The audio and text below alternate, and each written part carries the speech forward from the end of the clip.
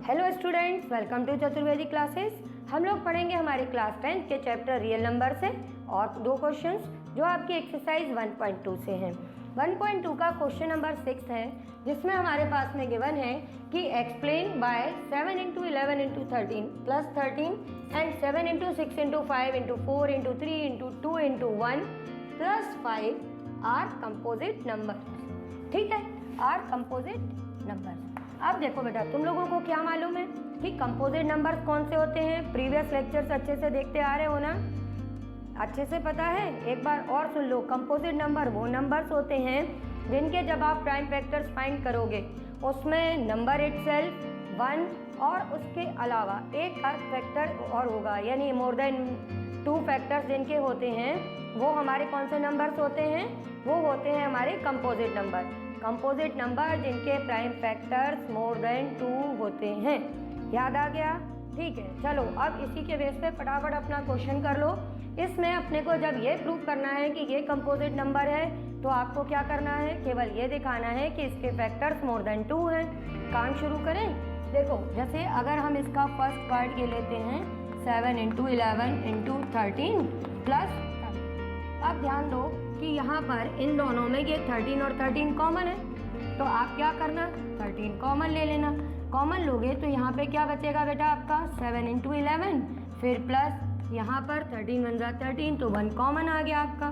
तो ये हो गया आपका 13 मल्टीप्लाइड बाय 77 प्लस 1, तो ये आ गया आपका 13 इंटू 78। अब 13 6 जा 78 होता है, तो इसको मैंने लिख दिया 13 इंटू 6। तो इसके जो अब हमने प्राइम फैक्टर्स निकाले तो ये क्या आ गए? देखा आपने ये कैसे आ गए अपने पास में? More than 2। तो हम लिख देंगे कि so it is a composite number. है आसान, ये तो सबको मालूम ही है। अब हम सेकेंड पार्ट भी इसका डिस्कस कर लें जल्दी से। ये भी इसी तरह से सॉल्व होगा। ये तो बस केवल बेटा कॉमन लेना है, सॉल्व करना है और मोर देन 2 फैक्टर्स हमको बताना है। अब नेक्स्ट पार्ट जो अपना सेकंड है इसका, उसको भी इसी तरह से हम लोग करेंगे। ये है 7 into 6 into 5 into 4 into 3 2 1 plus 5। जैसा हमने अभी किया वैसे ही इसमें भी देख लो 5 कॉमन आ रहा है। दोनों में कॉमन जब चीज़ आपने देख ली तो अब आपको क्या करना है? 5 कॉमन ले लो, जो रिमेनिंग नंबर्स हैं उनको लिख दो। और यहाँ 5 कॉमन आ गया तो अपने को मालूम है यहाँ पे बचेगा 1। अभी आ गया 5।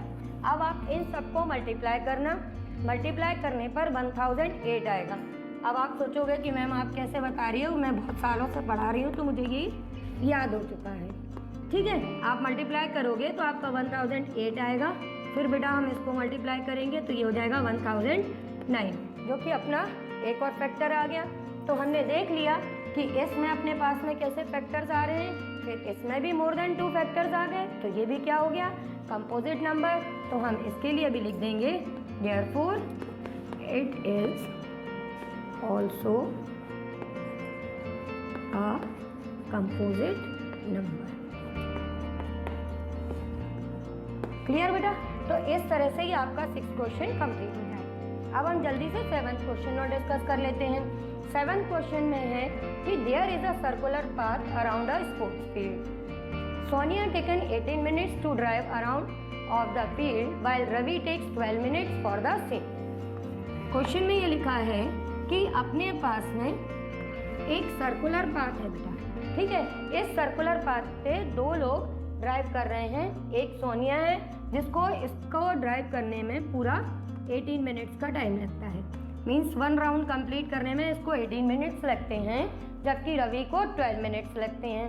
अब उन्होंने कहा कि अगर दोनों सेम पॉइंट से स्टार्ट करते हैं, मान लो यहाँ से सोनिया ने भी चलना स्टार्ट किया, ठीक है, और रवि ने भी किया, and at the same time and go in the same direction, और सेम टाइम पे दोनों एक साथ एक जगह पे खड़े थे, एक ही टाइम पे दोनों ने स्टार्ट किया और एक ही डायरेक्शन में किया।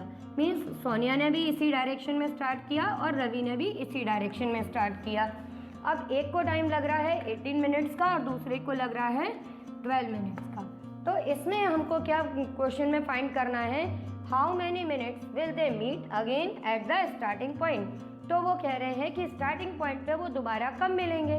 तो ऐसे क्वेश्चन के लिए कि जब हमको पता है कि दोबारा कब मिलेंगे, तो हमको क्या पता चल रहा है कि ये अपने 18 मिनट्स में 1 राउंड कंप्लीट करेगा, फिर ये इसको कंटिन्यू करेगा, ये भी करेगा, ये भी करेगा, तब कहीं जाके थोड़ी देर बाद ये लोग यहाँ मिलेंगे। मतलब कि हमको यहाँ पे क्या फाइंड करना पड़ेगा, सर्कुलर पाथ पे दोबारा मिलने के लिए हमको केवल निकालना पड़ेगा एलसीएम ऑफ 18 एंड 12। ठीक है, आप इन दोनों नंबर्स का एलसीएम निकालना आप लोग बहुत अच्छे से सीख चुके हो प्रीवियस लेक्चर्स में भी, तो आप उससे फाइंड कर सकते हो। और यहाँ भी हम जल्दी से देख लेते हैं कि इनका एलसीएम निकालना है। तो 18 के फैक्टर्स तो हमको मालूम ही है, 2 9 ज़ा 3 3 ज़ा 3 1, और 12 क्या आप निकालोगे। तो वैसे आप किसी भी मेथड से निकाल सकते हो, आप ये वाला जो डिवीज़न मेथड है इससे भी एलसीएम निकाल सकते हो, क्योंकि यहाँ स्पेसिफाइड नहीं है कि आपको प्राइम फैक्टराइजेशन से निकालना है या किससे निकालना है। अब मैं फैक्टर्स कर चुकी हूँ, इसलिए इसी मेथड से कर देती हूँ। ठीक है, तो अब हमको एलसीएम में डायरेक्ट क्या दिख रहा है कि दोनों में 2 कॉमन है, 3 कॉमन है, तो 2 3 ज़ा 6 और 6 6 ज़ा 36। ये दोनों बचे ना बेटा, 3 और 2 जो कॉमन होते हैं उनको हम एक ही बार काउंट करते हैं। तो एलसीएम ऑफ 18 एंड 12 निकालेंगे तो ये आपके पास में आ जाएगा 36। तो आप लिख देना therefore they will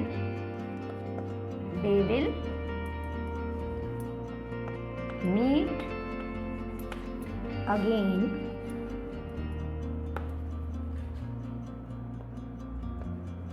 at the starting point